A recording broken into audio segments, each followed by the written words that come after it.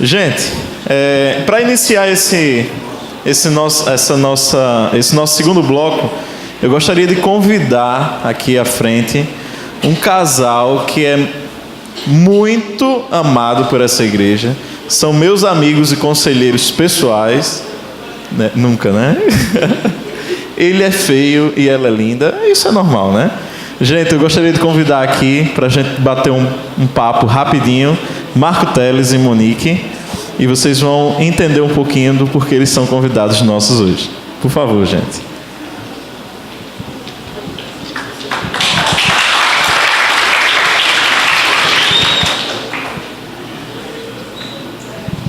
Marco já está dando meio mundo de dica a Monique aqui.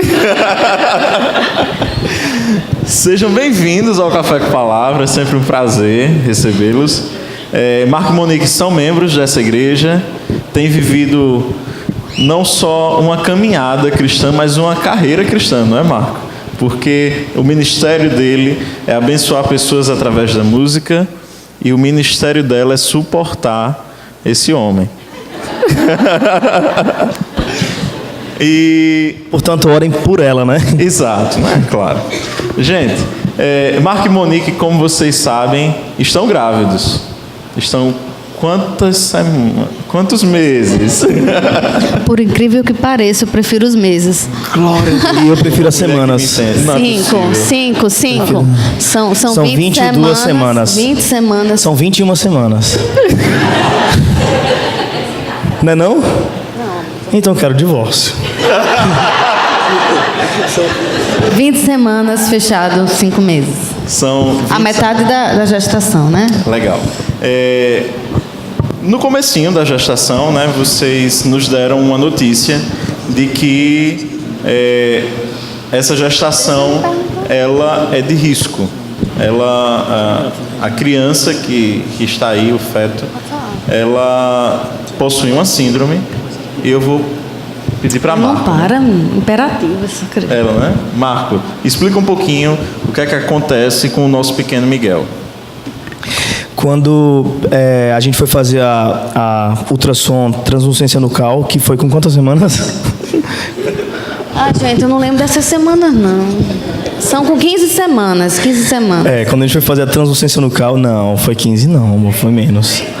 Anyway, pronto, são de qualquer 13, forma, não importa. Gente, é um exame que você faz no começo da gestação.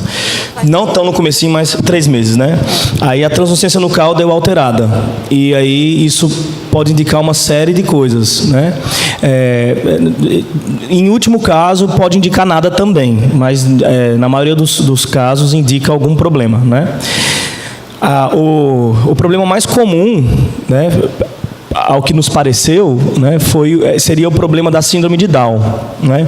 E aí a médica, inclusive, já diagnosticou na hora da ultrassonografia. Foi um momento bem traumático para a gente, porque a gente não tá, ao invés de ela falar assim, olha, existe uma alteração aqui, né? Então vamos investigar, seria o mais correto. Ela foi bem fria, bem direta e já diagnosticou como síndrome de Down.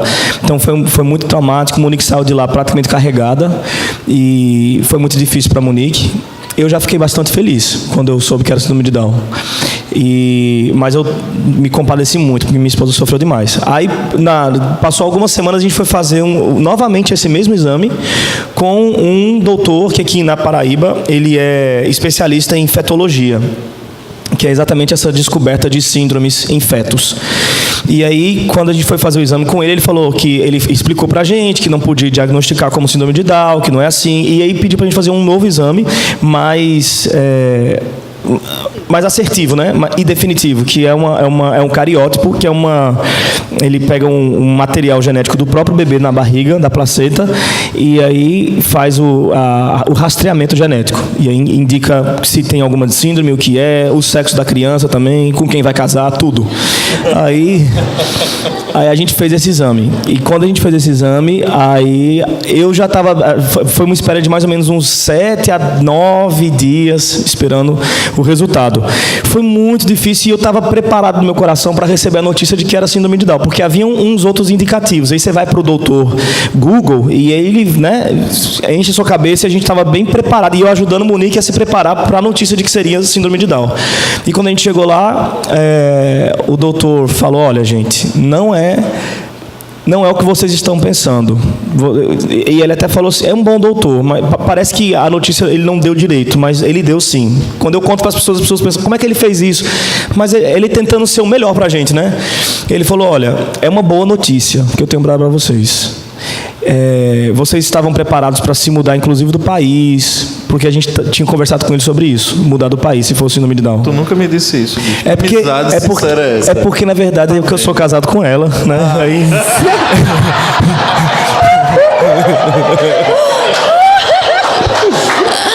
Era um segredo nosso. Era um segredo. Bem que eu disse, Marco, a gente vai conversar como se estivesse em casa. Tudo bem. E eu falei que eles não iam aguentar. Não leve tão a sério, assim. Mas aí ele falou assim, é uma boa notícia. Vocês não vão precisar se mudar do país, nem mudar toda a estrutura de vida de vocês, nem dedicar uma vida inteira a uma criança especial, uma pessoa especial, porque o bebê de vocês não tem essa síndrome. Ele tem uma outra síndrome. E ele tem... Aí a gente ficou naquela calada, ele falou assim... Ele não tem expectativa de vida. Ele não tem expectativa de vida, ele falou. Ele tem uma síndrome, não tem expectativa de vida, ele é incompatível à vida. Isso, foi isso. Incompatível à vida. E aí a gente ficou, a princípio, sem saber muito o que fazer, e aí, resumindo a conversa, depois a gente foi atrás e tal. Basicamente, ele passou algumas horas com a gente no consultório, algum bom tempo, conversando com a gente, já instruindo acerca do aborto, né? Ele foi tão incisivo nos argumentos dele, e a gente estava tão perdido como quando você está num lugar assim que você não esperava chegar ali, você não sabe o que você está fazendo ali, uma notícia inesperada, pego de surpresa, de supetão. Então a gente não dizia absolutamente nada, a gente só ficava assim, limpava uma lágrima, outra, E ele continuava falando, e aí botava uma musiquinha, ele é bem assim, bem humano. Aí continuava falando, aí não sei o quê, aí mudava de assunto, e a gente querendo voltar para aquele assunto, né? Mas é um médico maravilhoso, realmente eu devo muito a ele. Eu e minha esposa, a gente gosta muito do acompanhamento dele. E aí, depois que a gente saiu de lá, ele foi tão assim, argumentativo, e a gente estava tão perdido, que a gente sentou no carro, como se esse bebê já não existisse mais. Como se a gente fosse certo o aborto, né? Ele nem chegou a falar o sexo da criança, porque ele não queria, provavelmente, que a gente se apegasse, né? Eu que criei coragem, já no final da conversa, perguntei. Desde o começo eu queria perguntar, mas eu estava com medo dele dizer que era uma menina. E se fosse uma menina, eu acho que eu ia sofrer ainda mais. Aí, no final da conversa, eu criei coragem, perguntei: doutor, qual é o sexo da criança? Aí ele falou: é um menino. Aí chegou, dei uma respirada assim, mas mesmo assim... Aí a gente foi pro carro desse jeito, com a sensação de que ele já não existia mais, né? De que já estava certo. Eu fico ligando. Ele é tão, assim, atencioso que ele... Na hora que foi dizer a notícia, ele sabia decorar da minha idade, ele sabia... O seu aniversário. O dia do meu aniversário, ele saiu falando tudo, assim. Ele fez uma projeção dos próximos dias. Ele: olha, se esse filho vier a nascer, você já teve 2 cesáreas, provavelmente você vai ter que fazer outra. Então, se você fazer uma próxima cesárea, você vai ter que esperar uns 3 anos, 2, 3 anos, para ter um próximo filho, e você já vai estar com 37 anos. E você vai fazer semana que vem, não sei quantos anos de idade. E você semana que já vai fazer 34, eu tenho 34 anos, tá? Aí ele disse: você já vai estar com 37, e aí sim você já vai começar cada vez estar mais propensa a ter um filho deficiente ou qualquer com outra síndrome, e até a gestação vai ficando cada vez mais difícil, né? Assim, riscos normais que a gravidez tem. Então ele foi assim, como o Marco disse, a gente saiu de lá, é isso que eu vou fazer. Porque assim, as pessoas não conseguem entender que tem todo um planejamento dele, em ter engravidado agora, eu já pensando nisso, não ficar tão, né, mais com 37, 30 A gente é muito doido no nosso estilo de vida, mas se tem 3 coisas que a gente planejou na nossa vida, foi João Teles, Teófilo e Miguel. A gente realmente planejou. O resto da vida a gente não planejou. Então nós saímos de lá assim, porque existe uma lógica no que ele falou, existe toda uma lógica. Então, quando a gente foi embora, a gente ficou pensando. Aí fomos na casa da minha mãe, dissemos a notícia e fomos para casa. Aí nesse percurso, Marco é uma pessoa muito musical, não para de colocar música naquele bendito carro. Aí ele colocou uma música lá e uma música muito bonita. E aí, nessa hora... Aqueles caras que entregam a playlist, né? Somewhere Only We Know, de Kian. E nesse exato momento, essa criança mexe. Aí a ficha cai. É meu filho. É o meu filho. Então, a partir daí, tudo ficou muito pesado, bem difícil. Vocês passaram por essa escolha. Sim ou não para o aborto? Por que não? Porque quando eles estavam aqui falando, não sei se foi ele ou se foi ela, falou que em 2012, 13, eu tenho problema com números, foi permitido o aborto no caso de crianças acéfalas, né? 2012, né? Também não é só o caso do acéfalo. O nosso caso também é incluído, que é o caso de síndrome de Edwards, né? E também síndrome de Patal.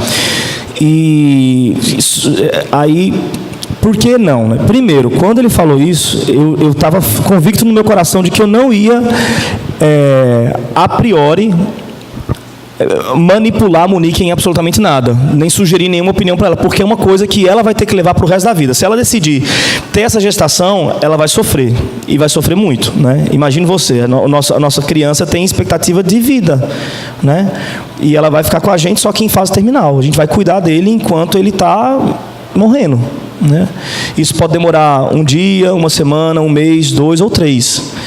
A gente não sabe. Então, é um sofrimento enorme. E eu não queria que a minha esposa tomasse a decisão de ter essa criança porque eu pedi que ela fizesse isso. Porque é um sofrimento enorme. E eu também não queria pedir para ela que abortasse, porque também é um sofrimento enorme. Se ela fizesse porque eu pedi, eu deixei ela livre. Gente, a coisa não é tão simples como os dois colocaram aqui. Não é tipo assim, na Bíblia é contra e existe vida lá dentro. Se fosse assim, tão simples e até um pouco romântico, mas eles falaram muito bem, eu não estou, muito pelo contrário, eles falaram muito bem, foi uma discussão maravilhosa, alto nível, mas quando você está dentro da realidade, a coisa não é tão simples assim. Não é, queria que fosse, mas eu pensava na minha esposa e não no que a Bíblia diz. Não pensava no que a Bíblia dizia. Eu pensava o que a minha esposa quer fazer, o que ela está pronta para encarar nesse momento, né? Depois, provavelmente, ia entrar questões bíblicas mais complexas e eu poderia até ajudá-la a enfrentar, a mudar de decisão. Mas a priori eu falei, deixa eu ver o que ela quer fazer, né? Não quero forçá-la nada. Mas quando ela decidiu não abortar, nossa, foi muito difícil. Eu não aguento nem lembrar do dia, do momento que a gente estava lá em casa e de todo o chororô que foi. Foi provavelmente o dia mais terrível da minha vida e da nossa vida como casal. Foi terrível. E o que eu venho falando para a Monique, e compartilho com quem conversa com a gente, é que Miguel existe como um filho meu, e ele tem todos os direitos que um filho meu tem. Os meus filhos existem para isso. O doutor falou que o Miguel... o doutor falou que ter essa criança vai atrapalhar os nossos planos para ter um novo filho, atrapalhar nossos planos para não sei o quê. O doutor falou que ter essa criança ia ser um incômodo para a Monique por causa da gestação, etc. E tal, blá, blá. E depois eu refletindo, eu falei, mas o João Teles me incomoda desde que nasceu. E o Teófilo também. Né? Decidir ser pai e mãe é permitir-se ser interrompido em vários projetos. O João Teles me interrompeu em algumas viagens, ter os nossos filhos interrompeu a gente em certos projetos, dificultou certas coisas na nossa existência. Então, por que Miguel não tem o direito de fazer a mesma coisa? Né? Miguel é nosso filho e eu decidi não abortar, e eu venho falando isso com o Monique, com quem a gente conversa, Porque ele tem o direito de ser o filho que ele quiser ser. João Teles tem o direito de me aperrear até o final da minha vida, de me fazer chorar. Miguel também tem esse direito, e Miguel está me fazendo chorar. Mas ele é meu filho. E eu vou chorar por ele até onde ele me fizer chorar. E eu vou beijar ele até onde eu puder beijar também. E se a gente quiser ser bem realista também, no final das contas, João Teles e Teófilo vão arrancar mais lágrimas dos nossos olhos, se eles viverem longos anos, do que o Miguel. Então deixa o Miguel arrancar quantas lágrimas ele quiser arrancar da gente. E foi bem por isso, é porque ele é meu filho. Não é porque Deus proíbe. Não é porque... Isso pode até chocar, sim, algumas pessoas. Mas é porque ele é meu filho. Porque eu creio num Deus que compreende a minha fragilidade enquanto ser humano, enquanto mulher, a fragilidade de Marco enquanto homem. E a delicadeza da situação. Exatamente. É uma situação, tem muita coisa em jogo, assim. Não só sou eu e meu esposo, sou eu, a minha mãe, uma tia minha que já é um pouco depressiva, já é, sabe, uma tia, já é uma família que não está em jogo Monique e Marco, está em jogo muita gente, família que mora longe de mim, que mora longe e que vai passar por isso à distância, entendeu? E vai ser difícil para todo mundo. Então, assim, quando a gente decidiu, eu pensei assim, Senhor, o Senhor me perdoa se eu fizer isso. O Senhor me perdoa. Eu sei que não é correto, não seria correto abortar. Não é correto, também não é bíblico. Mas eu também sei que Deus nos vê a nossa pequenez dentro de um quadro muito complexo e muito confuso e tal, né? Mas o que me fez decidir foi entender que é meu filho. E como é que eu vou machucar o meu filho? Como é que eu vou fazer uma coisa contra ele? Foi isso que me fez. E aí foi uma coisa bem progressiva, assim, uma aceitação progressiva, porque é como se eu quisesse colocar diante de Deus prerrogativas. Eu falei, tá bom, eu não vou tirar essa criança, é meu filho, mas então leve logo. Eu orei, desde o primeiro dia, eu falei, Senhor, leva essa criança. Toda manhã eu orava para que Deus levasse essa criança o quanto antes. Porque para a Monique é difícil imaginar, para qualquer pessoa, inclusive para mim, mas para ela eu sei que mais. Difícil imaginar a cena de ter que beijar a criança, de ter que trocar a fralda e depois ter que entregar para o Senhor, entendeu? E aí eu ficava colocando Deus contra a parede o tempo todo, até que eu fui na minha médica, e aí ela foi falando sobre os métodos de aborto, né? Assim, se esse filho morrer agora, o que acontece? Você vai ter que fazer tal procedimento. Se ele, já descartando o aborto em si, mas caso o bebê morra na minha barriga, como é que vai ser? Primeiro, até 3 meses vai ser tal método. Se ele morrer até tantos meses, vai ser assim. E aí, quando eu saí de lá, já foi outra ficha que caiu. Eu cheguei em casa, apavorada, e eu disse... isso é uma tragédia. De qualquer forma, é uma tragédia. É uma tragédia se ele morrer agora, é uma tragédia se ele morrer no segundo trimestre, é uma tragédia. E aí, muita gente fala assim, eu admiro vocês. Eu falo assim, não tenho o que admirar. Não tem. Por que não tenho o que admirar? Porque eu não escolheria jamais isso. Eu não escolheria. Eu acredito que a única pessoa que escolheu sofrer foi Cristo. Ele teve essa escolha de sofrer. Ele poderia ter ficado lá. Mas se eu pudesse escolher, se Deus colocasse assim, seu filho tem trissomia ou não? Não. Então, não é algo que você deve admirar. Hoje, Natália falou, vocês são muito fortes. Eu falei, ninguém é forte. Eu sou muito fraca, eu estou aqui desesperada. Eu seria forte se eu tivesse... Mas eu estou desesperada. Nós fizemos a morfológica. Gente, o que eu vou falar pode ser que vocês fiquem assim, nossa, essa menina é um monstro. Não, eu sou um ser humano. Porque eu ia fazer a morfológica. A morfológica, para quem não sabe, é um exame que vai medir todo pedacinho da criança, vai ver os órgãos, então vai ver o que está errado na criança. E o meu sonho era que tivesse muita coisa errada. Porque eu não queria que meu filho nascesse. Eu não queria, eu não quero passar por esse processo de enterrar, entende? Mas, ao mesmo tempo, você fica torcendo. É uma coisa muito dúbia. Você fica torcendo para estar bem, e aí daqui a pouco você torce para não estar bem, e você não sabe o que você está pensando. E aí, quando a gente saiu de lá, que o médico disse, olha, está tudo bem.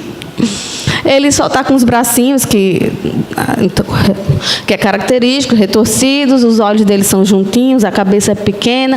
Ele é pequeno porque a placenta é deficitária, então, como a placenta é deficitária, ela não alimenta tanto quanto deveria alimentar, que também isso faz parte da trissomia. Então, ele não cresce tanto. E aí, quando ele disse isso, eu fiquei... Eu acho bom ou acho ruim? Né? Não sei, gente, não sei. Eu acho que já está acabando a nossa participação, acho que já falou até demais, mas eu só queria aproveitar o ensejo para dizer assim, obrigado a todos vocês que oram, que conversam com a gente, e dar uma dica para vocês, assim, não vem falar para a gente que vai ficar tudo bem, assim, que Deus vai curar, porque tem gente que fala isso, e isso piora a nossa situação. Então, assim, só, se possível, nem fala sobre o assunto. Vamos falar sobre outra coisa. Eu sou muito ansioso, então eu estou tentando encher a minha vida de outras questões para poder pensar nisso na hora que isso... Porque senão eu vou morrer. Se eu pensar todo dia nesse assunto, eu vou morrer. Então eu estou tentando encher minha vida de outra coisa, aproveitar o CD novo, viajar, levar... Então, se você quiser conversar comigo sobre outra coisa, à vontade. É até uma ajuda que você me presta. E se você puder não tocar no assunto, melhor. Porque talvez eu vá te chocar demais, né? Hoje, lá também, alguém veio me perguntar assim, qual foi a principal lição que você já aprendeu até agora? Eu falei, eu não aprendi nenhuma lição. Eu só estou frustrado. Frustrado com Deus, frustrado, só isso. Eu estou absolutamente frustrado. Então, não tenho lição nenhuma. E eu não sei se é isso que vocês queriam ouvir, entendeu? E outra coisa também é que eu não esperava nunca estar numa cadeira dessa do Café com Palavra para falar sobre um assunto desse. Eu não gosto disso, eu não queria isso da minha vida, entendeu? Deus está arrombando as portas da minha vida e fazendo com ela o que Ele quer. Entendeu? Como Ele sempre fez, mas muitas vezes quando Ele faz isso, é legal para mim, eu acho bom. Deus está me obrigando a fazer uma coisa que eu não quero fazer, entendeu? Viver uma história que eu não quero viver. Então, é porque Ele é Deus e eu não sou. Então, é essa dica. Não fala que Deus vai curar, porque todo mundo sabe que Deus vai curar, mas eu não tenho fé nenhuma. Então, você não vai me ajudar se você falar isso. Eu acho que todo mundo tem uma expectativa, né? Que a gente chegar aqui e falar, por que Deus? Porque Deus... eu soube de um casal que perdeu a filha com 9 meses e assim, sabe, eles deram um testemunho tão bonito. E eu não sei quem foi para a Consciência Cristã, teve um pastor americano, como era o nome dele, o negro? E ele falou, e numa pregação lá, ele falou sobre ódio a Deus. Ele disse assim, todo ser humano... Antes de se converter... Precisa... Tá, meu filho. Ele falou assim, ele falou assim que todo ser humano é inimigo de Deus, isso todo mundo sabe, né? Mas é muito bom quando isso chega à sua consciência, que você odeia Deus, porque Ele vai, exatamente, porque Ele vai determinar sobre a sua vida. Ele é Senhor. Enquanto você fala de Deus, está maravilhoso, mas quando você fala de Jesus, que é aquele que domina, aquele que diz como é que vai ser, quando que vai ser, que horas vai ser, as pessoas têm ódio de Jesus, porque elas não querem ser dominadas por Jesus. E aí, eu inclusive estava conversando com a minha amiga sobre isso, que é Thaís, que perdeu um bebê há pouco tempo, e antes disso a gente estava conversando sobre essa pregação. Caramba, quantas vezes na minha vida eu tive esse ódio? Tipo assim, por que o Senhor está fazendo isso? Então, depois que eu saí dessa consulta com essa médica, que a minha ficha caiu, eu cheguei no quarto e chorei muito. Eu falei, por que Deus está fazendo isso comigo? Ele não sabe que eu sou fraca? Ele não sabe que eu não aguento essas coisas? Por que Ele está fazendo? Então, assim, muitas vezes, por a gente estar aqui, claro que o nosso coração tem sinceridade em servir a Deus, em amar a Cristo. Inclusive, nós estamos submetidos à vontade dEle. Estamos submetidos. Mas não peça para a gente gostar sempre, né? Mas isso não significa dizer que isso não dói, que não é difícil entender, que é difícil você aceitar, né? A Thaís perdeu o bebê semana retrasada, e eu olhei para Deus e falei, Senhor, eu estou com um bebê aqui com problemas. Ela estava com um bebê bom, como assim? Por que o Senhor não levou logo o meu, deixou a menina com o filho dela? sabe? Várias coisas passam na cabeça, porque a gente é ser humano mesmo, a gente é carnal muitas vezes, a gente não tem a visão de Deus. Eu espero, eu creio que como na história de Esté, que a gente está estudando, tudo se converterá em bênção. Eu creio, mas também eu creio que a gente tem que passar por cada uma dessas fases e sofrer cada uma delas, até que a gente compreenda mesmo o que Deus quer fazer, né? O que Ele está fazendo. Amém. Glória a Deus por isso. Gostaria só de lembrar vocês e a família que Deus não vai curar, porque Ele já curou. Deus, Ele nos curou daquilo que nos mata, não fisicamente, mas espiritualmente, que é muito mais importante, que é muito maior do que tudo isso que a gente está vivendo aqui, hoje e agora. Vocês percebem por que é importante a gente tratar sobre aborto? Nunca foi plano deles passar por isso. Eu tenho certeza que não é plano de nenhum de vocês, mas a gente pode passar por isso. Deus aqui é soberano. E as lições não vão ser agora que a gente vai tirar, vão ser depois. Então eu gostaria demais de agradecer Marco e Monique. Eu sei o quanto é difícil e o quanto eu fiquei preocupado quando eu chamei para vir aqui e falar sobre isso, né? Eu até disse a Marco que eles ficassem à vontade de vir e conversar um pouquinho. E, gente, continuemos orando uns pelos outros, incluindo a família toda. E o pequeno Miguel. É a vontade de Deus e nós temos que vivê-la, aceitá-la e achar bom. Gente, Deus abençoe a vida de vocês. Muito obrigado. Eu acho que eles merecem, assim, umas palmas. Só para...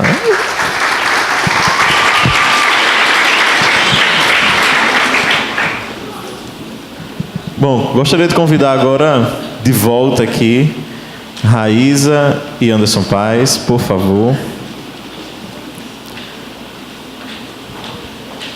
A gente vai passar para um momento que a gente gostaria de ouvir o que vocês tiraram desta noite, quais as dúvidas que ficaram, quais os posicionamentos, quais os questionamentos. Nossa equipe técnica, científica, filosófica e espiritual está aqui pronta para respondê-los. E eu não sei se fizeram os papeizinhos hoje. Tá ali, tá com o Ian, esse rapaz semi-careca hoje. Se você tem uma pergunta para fazer e quer fazer por escrito, levante a mão que Ian vai lhe entregar um papel aí, você faz essa pergunta e eu vou ler aqui na frente. Se você quiser vir aqui e fazer sua pergunta, colocar seu posicionamento, também o microfone vai estar aberto, certo? Só comentar. Irmãos, eu só queria comentar uma coisa depois desse relato, assim, impressionante, por sinal. O problema do mal que nós passamos na nossa vida, realmente, diante da teoria, muitas vezes, nos deixa, assim, realmente abalados.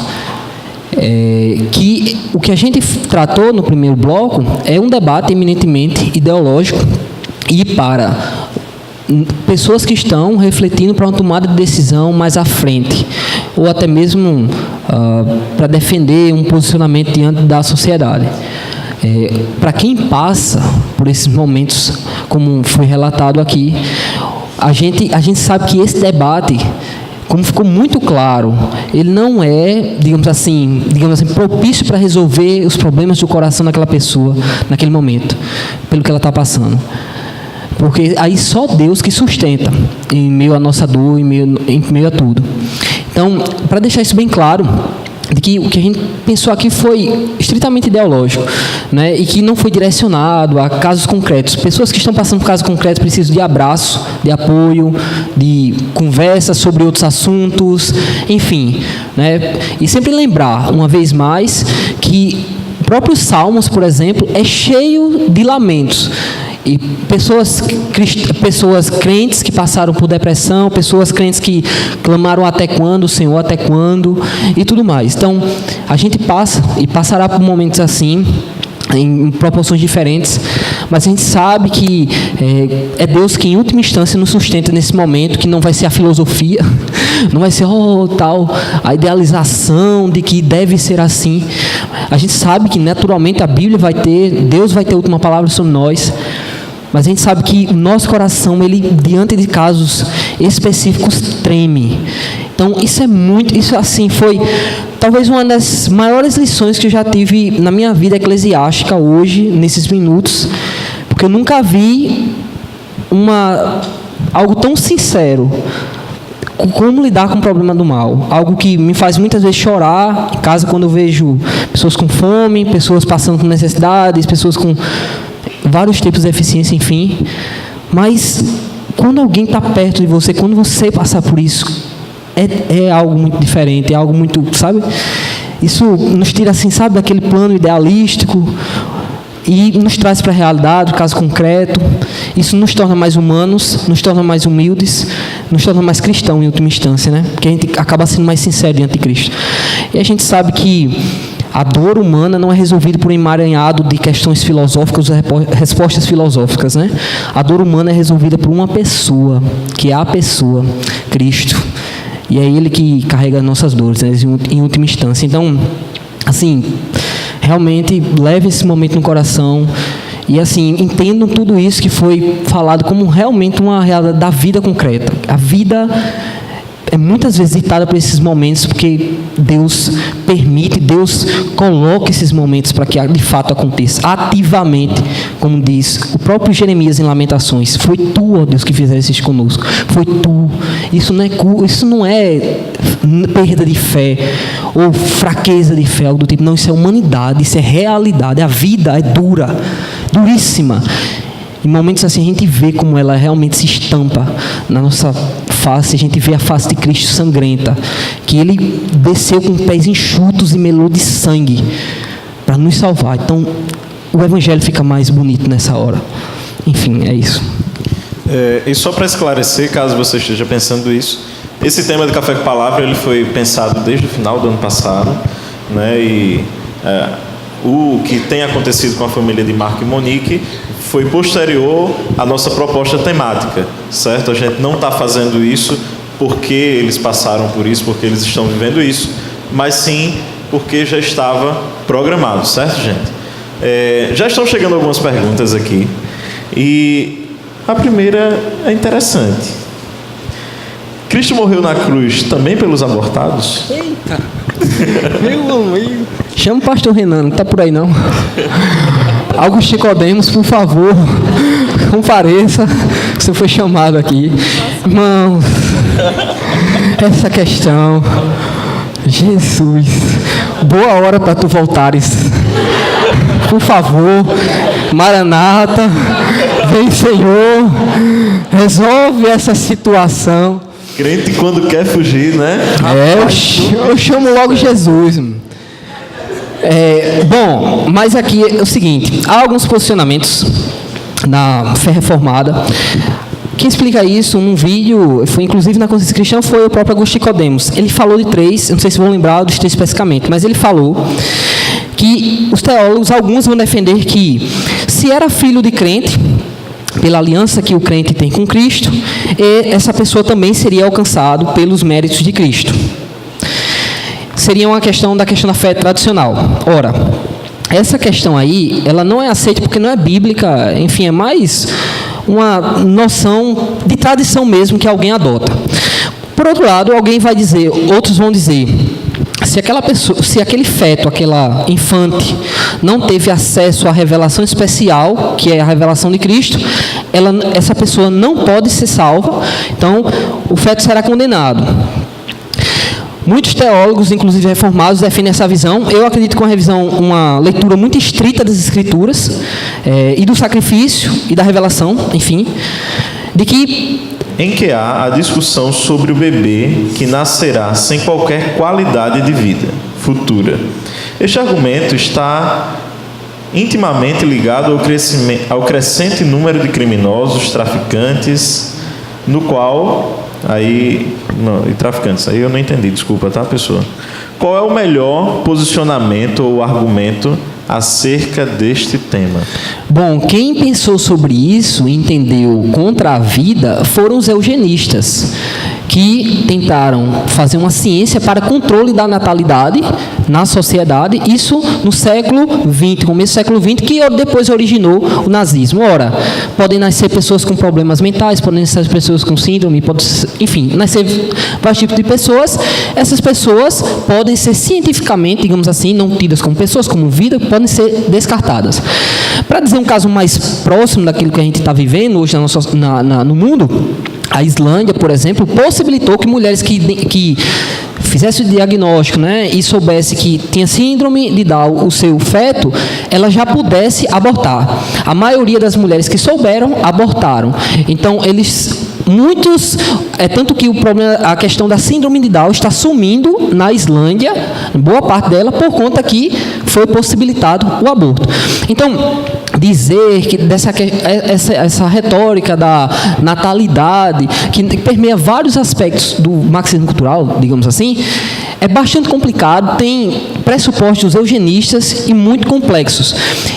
Então, mesmo que seja um pobre, para ser bem específico, mesmo que seja um pobre, que vive num contexto muitas vezes, de criminalidade excessiva, que a mulher engravida, ela tem direitos dados por Deus de ter sua gestação e ter seu filho. Dizer que ele pode se tornar um traficante, então vamos, abortar. Não, isso é um argumento problemático, muitas vezes eugenista, de controle da sociedade, usar a ciência para controlar a sociedade, ok? E a gente não pode brincar de Deus. Certo. Foi levantado um questionamento aqui acerca de adolescentes que passam pelo trauma do estupro, certo? Acho que Raíza talvez me auxilie nessa questão. Eu acredito que o pensamento da questão seria legal a essa adolescente que engravidou, né? A pergunta fala sobre os efeitos psicológicos. Como tratar isso? Se seria o melhor ela abortar ou ela viver e conviver com o fruto daquele estupro que aconteceu, esse trauma durante a sua vida? Olha, foi como até a gente já tinha falado antes, né? É um assunto extremamente difícil, essa questão do estupro, da violência contra essa adolescente, no caso do exemplo, né? Porque, assim, se a gente for pensar, realmente, é exigir muito, né? Dela ter um filho que ela não queria, de alguém que não tem nada a ver com a vida dela, num contexto de violência. E, assim, você pensar nesse aspecto, realmente, poxa, ela é um trauma muito grande para ela passar por isso. Então, vamos legitimar, digamos assim. Inclusive, como já foi dito, o aborto em casos de estupro no Brasil é legal. Ela tem o direito de abortar. Ela procura, geralmente as meninas, as mulheres que sofrem esse tipo de violência, elas são auxiliadas a procurar alguma maternidade, aqui em João Pessoa, Cândida Vargas, e lá na maternidade ela vai receber todo o apoio direcionado para ela nessa situação específica. Ela vai receber apoio psicológico, entendeu? Em primeiro lugar, ela vai ser escutada, vai ser perguntado se ela realmente está segura no que ela quer fazer, se ela realmente quer fazer o aborto ou não. Vai ser ministrado, na verdade, assim, isso se lá, quando ela for avaliada na maternidade, se realmente comprovar que ela está grávida, né? Porque em casos de estupro, é recomendado que ela procure logo o serviço e vai ser administrado pílula do dia seguinte, vai fazer sorologia, vai fazer profilaxia para HIV, sífilis, vários procedimentos, né? Em caso de estupro. Então, mas se ela realmente vier a engravidar ou chegar em depois de algum tempo, né, do ato, também ela tem o direito de fazer o aborto, mas aí é como a gente discutiu, né? A gente acredita que mesmo nesses casos é difícil resolver um problema com o outro, né? A gente, que culpa aquela criança tem, né? do que aconteceu. Apesar de que a gente entende que deve ser uma dor muito grande, um sofrimento muito grande, mas aquela criança não tem culpa, né? E aí ela vai ser negada o direito que ela tem de nascer, de ter uma vida, de ter opções. Entende? Então, agora sim, a gente tem que focar nessa parte, né, do apoio psicológico, do acolhimento, de conversar bastante. E aqui no Brasil é permitido, né, que ela aborte nesses casos. É até complicado, assim, porque você, como o Anderson disse, né, você acaba brincando de Deus ali, né? Exatamente. Você quer... A gente não sabe qual é o propósito de Deus com as coisas que acontecem em nossa vida, sejam elas boas ou ruins. Então, meu irmão, houve algum propósito. No seu trauma, há um propósito. Então, assim, essa decisão ela é extremamente difícil. E se encaixa um pouco essa conversa que a gente está tendo agora nos questionamentos que têm chegado sobre o papel da igreja, da instituição, da família, do corpo de Cristo. Uma pessoa, né, uma mulher aborta, o que é que a igreja deve fazer? E como a igreja pode influenciar positivamente para que não se chegue ao aborto? Eu acho que Anderson começa e Raíza pode ir complementando. Bom, primeiramente a gente tem que sempre dizer o papel da igreja, pregar a palavra, administrar os sacramentos, exercer a disciplina eclesiástica. Isso não pode ser trocado pelo papel social, não pode ser substituído pelo papel social para que a igreja não deixe a igreja se torne uma ONG, ok? Isso é sempre muito importante. Mas conservado, tendo esse aspecto delimitado, claro, a igreja, não só na questão do apoio psicológico, no momento que houve o aborto, mas em outros vários temas, a igreja tem e deve ter, e teve muitas vezes um papel histórico de auxiliar na sociedade. Porque a gente tem que sempre perceber o seguinte: a gente não pode endeusar o Estado. O Estado não vai meramente, aplica-se somente a casos em que pessoas compreenderam a fé cristã nos moldes do Evangelho de Cristo. E essas pessoas que creram assim, aceitaram tal, são salvas. Ok? Então, tem esse posicionamento que eu acho bastante extremado. Eu acho.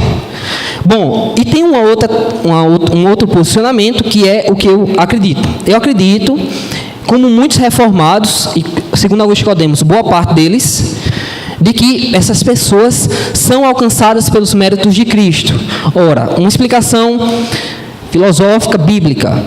Se aquela pessoa não teve acesso à revelação geral, que, de acordo com Paulo, ela pode servir para condenar, não para salvar, lá em Romanos 1, essa pessoa, então, não pode ser condenada. No caso, o feto que não teve acesso à revelação geral, não há base jurídica. É sempre importante dizer que a montagem lá de Apocalipse e toda a sentença que é dada no julgamento final é com bases... As Escrituras dizem: vocês serão julgados por conta de suas obras. Você vai encontrar em cartas, você vai encontrar em Apocalipse, por conta de suas obras. Ou seja, há uma base, no direito a gente diz, uma base material para a condenação.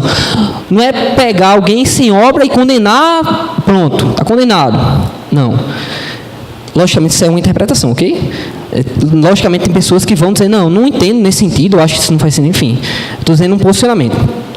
Então, acredito que, por conta disso, os méritos de Cristo é suficiente, os méritos de Cristo alcançam esses fetos que não chegaram, de fato, a nascer, não tiveram acesso à revelação geral. E não somente isso, e aí eu também entendo que pessoas que nasceram com deficiências, por exemplo, mentais, de alto grau, que não chegam ao conhecimento, não podem chegar ao conhecimento da revelação para crerem conscientemente e volitivamente, essas pessoas também são alcançadas pelos méritos de Cristo. Ora, mas se elas têm um grau relativo para chegar a conhecer o Evangelho, e mesmo assim o rejeitam, há base para a condenação dessas pessoas com base em suas obras, diante do Evangelho. Então, irmãos, olha, isso aqui é uma resposta Eu acredito, muitos reformados, vou dizer muitos, eu talvez esteja, não sei, mas alguns reformados entendem nesse sentido, dessa perspectiva, que os méritos de Cristo são suficientes para alcançar esses infantes. Não estou batendo martelo, não estou dizendo que a igreja presbiteriana acredita assim, a IPB, não. Estou dando uma resposta do que eu acredito, do que eu escutei, do que eu li, certo? Interpreto nesse sentido, que naturalmente é passível de reflexões maiores e de revisões, ok?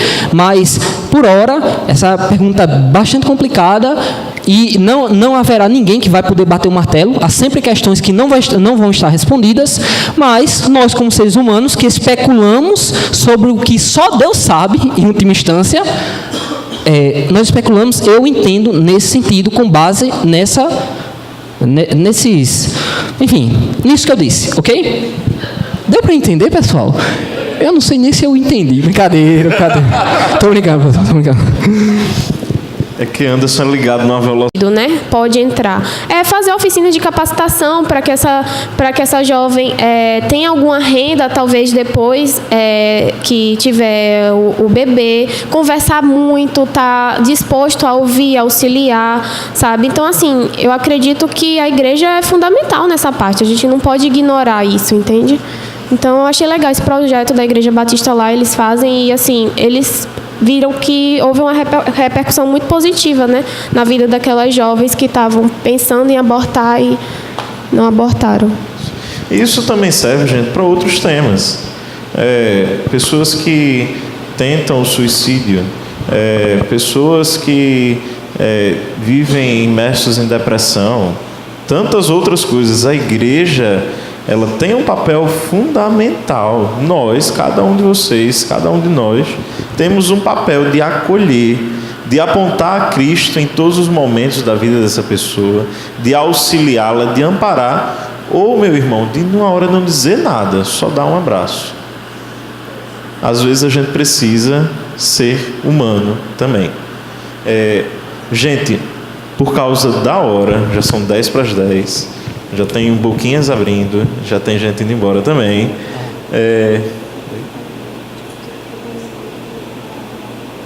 Certo. Tá. Pronto, então vamos fazer o seguinte. Raíza tem uma pergunta que já foi feita a ela, quando ela estava ali. E essa aqui eu vou só pedir que você responda sim ou não. Tá? É bem direto. Tá. Pílula do dia seguinte pode ser considerado um método abortivo, sim ou não? Foi exatamente essa pergunta que me fizeram lá fora. Legal. Tá vendo aí? Pois é. Aí, realmente, eu li bastante sobre isso. Não há consenso em relação à pílula do dia seguinte, se é abortiva ou não. Por isso que eu não vou responder nem sim ou não, porque realmente não está definido. Por que não está definido? Na verdade, eu vou voltar um pouco, porque pode ser que alguém aqui não saiba o que seja a pílula do dia seguinte. Mas, assim, é um método de contracepção de emergência, né? O casal não usou nenhum método para evitar gravidez, e eles não querem, e aí a mulher, no caso, não quer, e aí ela pode recorrer ao uso da pílula do dia seguinte, que são altas doses de progesterona, e que é um hormônio que nós mulheres produzimos normalmente. Mas o que acontece? A pílula do dia seguinte, ela pode ser usada não só no dia seguinte, ela tem até 72 horas para ser usada também. E a ação dela comprovada, o mecanismo de ação dela comprovado como contraceptivo, se a mulher não ovulou ainda no momento do ato sexual, ela impede a ovulação, então ela não vai ovular. Se ela já ovulou, tá lá. Ela já tinha ovulado, teve relação sexual, então pode ocorrer a fecundação, porque a fecundação ela ocorre dentro de algumas horas, pode ocorrer dentro de algumas horas ou até dias, mas ela pode ocorrer dentro das 24 horas. Ela impede, ela age na motilidade dos espermatozoides, então os espermatozoides vão ter dificuldade de chegar ao óvulo e haver a fecundação. Considerando apenas esse mecanismo de ação da pílula do dia seguinte, ela não seria considerada abortiva, porque não houve a fecundação. Então, a gente considera aborto tudo o que acontece após a concepção, a fertilização. Porém, alguns estudos e alguns pesquisadores acham que a pílula do dia seguinte ela pode alterar o endométrio. O endométrio é a parte do útero que é responsável para receber o zigoto. Então, ele vai lá e vai se implantar. A gente chama de nidação. Então, a pílula do dia seguinte, ela poderia alterar esse endométrio, fazendo com que não houvesse a possibilidade de nidação, de fixação desse ovo, desse embrião, no caso, no endométrio. Considerando esse mecanismo de ação da pílula do dia seguinte, ela sim seria considerada abortiva. Só que o que acontece? Não tem como comprovar esse mecanismo de ação, porque não seria eticamente correto fazer pesquisas já nesse estágio.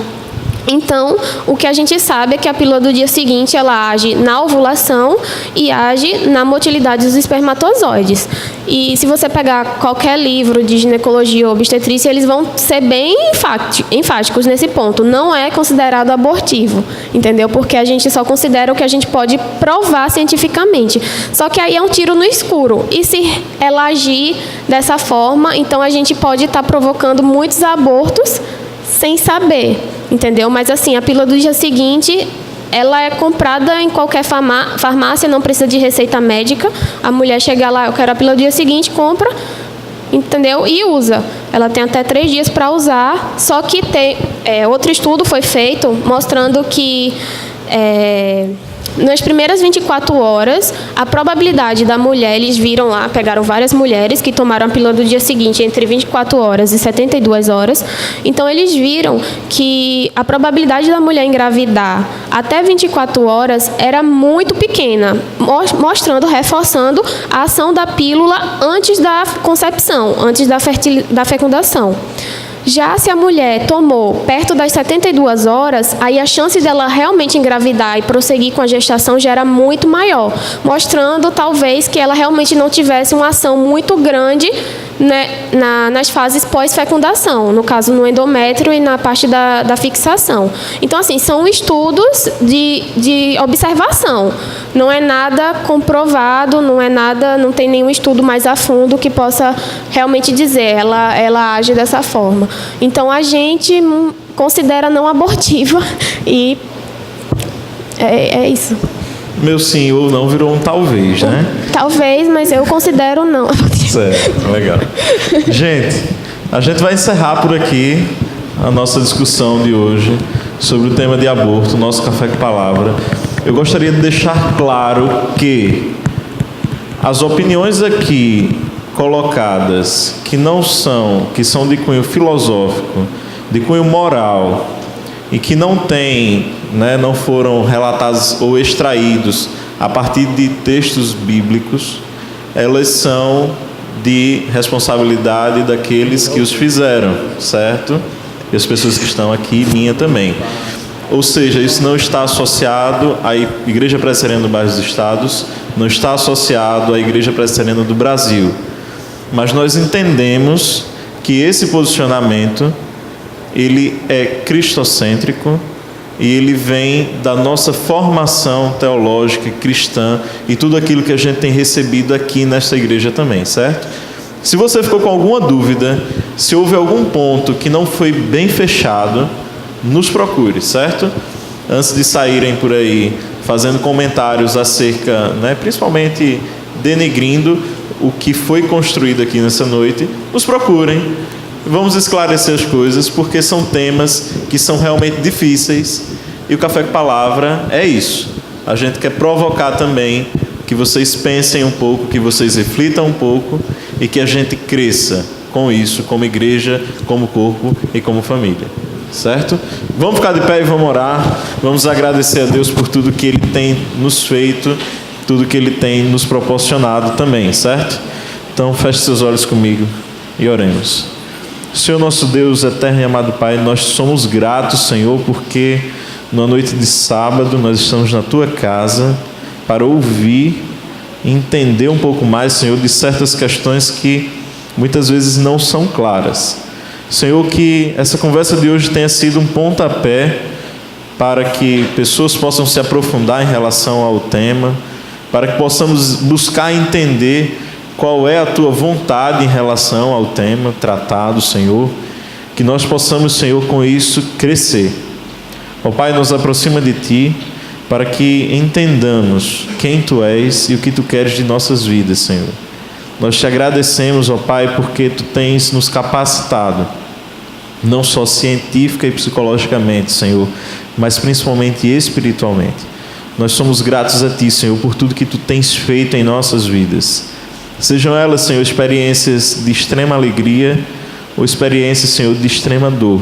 Nós sabemos que Tu és o Deus e que com Tua mão está conduzindo e guiando tudo que acontece conosco, ó Pai. Nos leva em paz, Senhor, para os nossos lares, nos guarda e que amanhã nós retornemos, Senhor, para glorificar e exaltar o Teu nome mais uma vez.